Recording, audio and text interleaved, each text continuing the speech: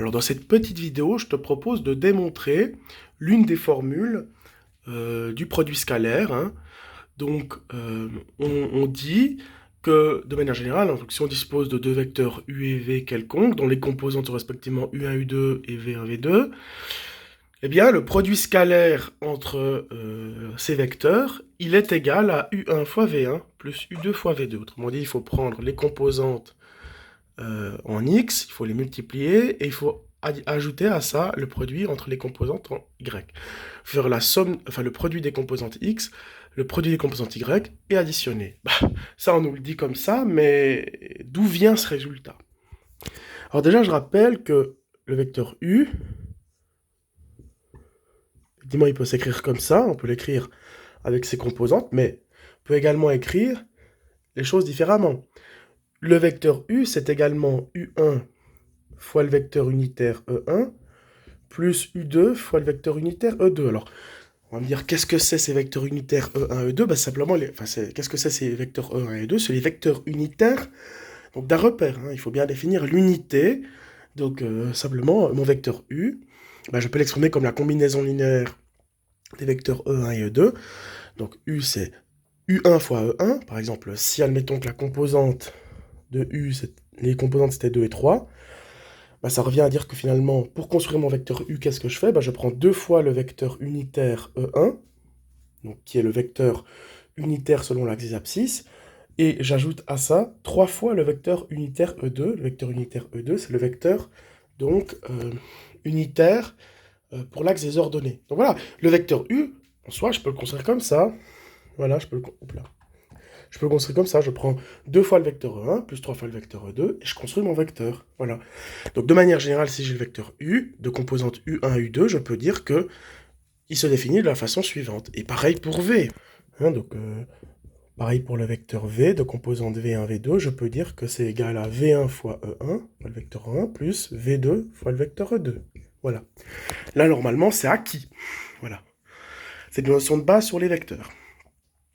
Alors, petite interrogation, on va se baser quand même sur une des formules du produit scalaire, hein, qui dit que le produit scalaire entre deux vecteurs est égal à la norme du premier vecteur fois la norme du second vecteur fois le cosinus de l'angle qui sépare les deux vecteurs. Ça, c'est une formule, c'est la définition du produit scalaire. Donc, on ne va pas démontrer ceci. Ça, c'est une des définitions du produit scalaire. Donc, si je suis dans un repère dont les vecteurs unitaires sont E1, E2, bien, on est d'accord que si je calcule le produit scalaire entre E1 et E2, qu'est-ce que j'obtiens? Réfléchissons. L'angle alpha vaut 0, enfin vaut 90 degrés. Donc, cos de 90 degrés, qu'est-ce que ça nous donne? Cos de 90, ça fait 0. Donc, peu importe, hein, la norme des vecteurs unitaires, on sait ce que c'est. La norme du vecteur E1 et du vecteur E2, c'est 1. Hein, c'est eux qui définissent, c'est les vecteurs qui définissent l'unité, hein, comme son nom l'indique. Mais peu importe, ici j'ai 1 fois 0. Donc, le produit scalaire entre deux vecteurs de toute façon qui sont orthogonaux, on sait que ça fait 0. Voilà. Et maintenant, si je calcule le produit scalaire entre E1 et E1, qu'est-ce que ça me fait? J'ai la norme de E1 fois la norme de E1. Donc finalement, c'est la norme de E1 au carré, fois le cos de alpha. Là, l'angle entre E1 et E1, c'est quoi? L'angle entre un vecteur et lui-même, c'est 0. Hein. Cos de 0, ça fait 1. Donc finalement, la réponse, c'est 1 au carré, donc 1. Voilà. Le produit scalaire entre un vecteur et lui-même, c'est 1. Et donc ça marcherait également avec E2. Hein. Le produit scalaire entre E2 et E2, c'est 1 également. Alors pourquoi je pose ça? Parce que ça va être les prérequis, hein, ça va être les bases de notre démonstration. Parce que quand on dit que je multiplie le vecteur u et v, enfin multiplie, non mais surtout pas, qu'on fait le produit scalaire, pardon, entre le vecteur u et v, c'est pas une multiplication. Finalement, c'est faire ça, scalaire ça, mais finalement, on fait ceci, le produit scalaire entre ceci et ceci. Alors on va l'écrire à l'aide de cela. Donc je fais le produit scalaire entre le vecteur u, que je définis ainsi, et le vecteur v que je définis, qui est défini ainsi. Bah, là, on peut appliquer la double distributivité.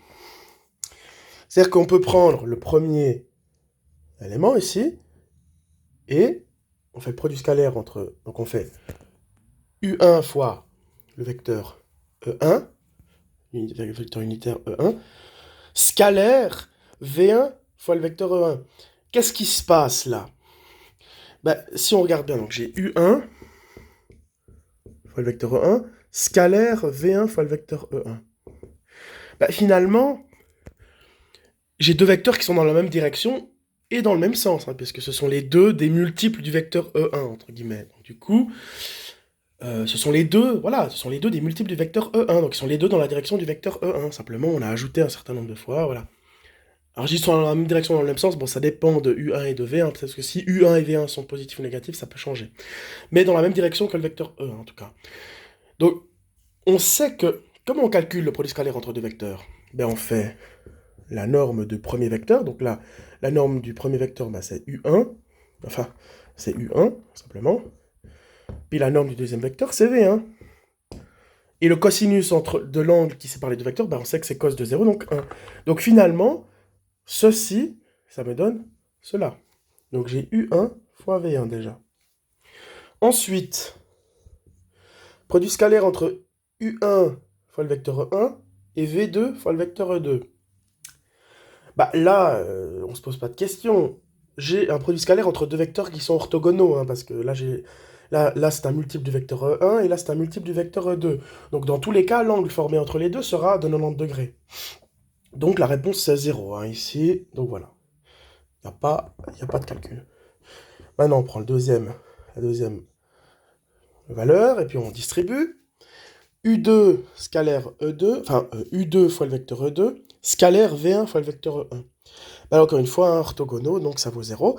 Et puis là, maintenant, j'ai encore un autre élément. U2 fois le vecteur E2, scalaire V2 fois le vecteur E2. Bah, je me retrouve dans une situation analogue à la première. C'est-à-dire que je sais que multiplier deux vecteurs qui sont dans la même direction, ça revient à multiplier leurs normes. Donc du coup, j'obtiens U2 fois V2. Ah ben voilà, je viens donc de démontrer que effectivement, le produit scalaire entre deux vecteurs quelconques U et V de composantes respectivement U1, U2 et V1, V2, ce sera, on peut l'obtenir avec cette formule-là. Après, c'est très simple, hein, on peut calculer n'importe quoi. Hein, prenons un exemple d'application.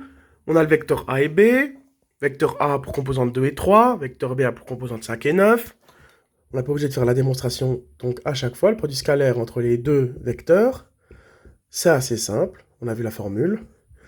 Il faut multiplier les composantes x, donc on fait 2 fois 5, et ajouter à cela le produit entre les composantes y, donc 3 fois 9. 2 fois 5, 10. 3 fois 9, 27. Le produit scalaire entre ces deux vecteurs vaut donc 37. Voilà, donc c'est vraiment simple, hein, une fois qu'on a la formule. Il suffit de multiplier, c'est finalement la somme, c'est le produit des composantes x plus le produit des composantes y. Donc c'est vraiment très simple.